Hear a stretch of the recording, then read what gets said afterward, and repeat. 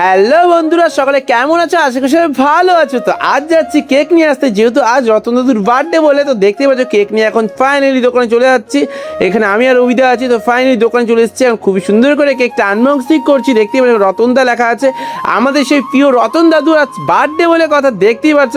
তো দাদুকে বসিয়ে দিয়েছি, এখন খুবই সুন্দর করে কেক কাটিং করা হবে। এখানে অভিদা আছে, তো অভিদা এখন উত্তরীয়টা পড়াবে। দেখতেই পাচ্ছ আমার দাদু এখন পড়বে না, তো অভিদা বলছে না পড়তেই হবে। আমরা হেসে কুটিবাটি, মানে কি সেরা লাগছে। তো অভিদা বলেই যাচ্ছে যে তুমি পড়ো, তাহলে একটা আলাদা সম্মান হবে।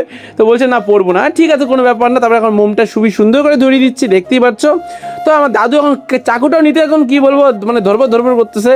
ও লাইট কেসটাও কোনো রকম করে ধরে নিয়েছে চাকুটা। তো হ্যাপি বার্থডে রতন, তুই ভালো থেকো, সুস্থ থেকো। তো খুবই সুন্দর করে কেক কাটিং করা হচ্ছে, ভীষণ সুন্দর লাগছে। তো সবাই আমরা বার্থডে ইউজ করছি, দেখতেই পাচ্ছ ভীষণ সুন্দর লাগছে। সবাই আমরা আজ দেখছি ভীষণ সুন্দর করে বার্থডে ইউজ করছি, এখানে আমিও আছি। তো খুবই সুন্দর করে কেক কাটিং করা হচ্ছে। হ্যাপি বার্থডে রতন, তুই ভালো থাকো, সুস্থ থাকো।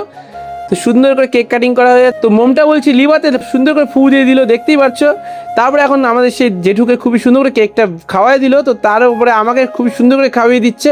তারপরে এখন মহাদেবকে খুবই সুন্দর কেকটা খাওয়িয়ে দিল। খাওয়ানোর পুরো কেক ফেলা আকার অবস্থা, অভিদেরকেও খাওয়াই দিল। তারপরে রতনদুকে তো আমরা খাওয়াবো, যেভাবেই হোক খাওয়াইতেই হবে আজকে কেক। দেখতে পাচ্ছ খাইতে আর পারে না, মুখ থেকে ফেলা দিচ্ছে, মানে সেরা ব্যাপার। তো অভিদা বলছে খাইতেই হবে।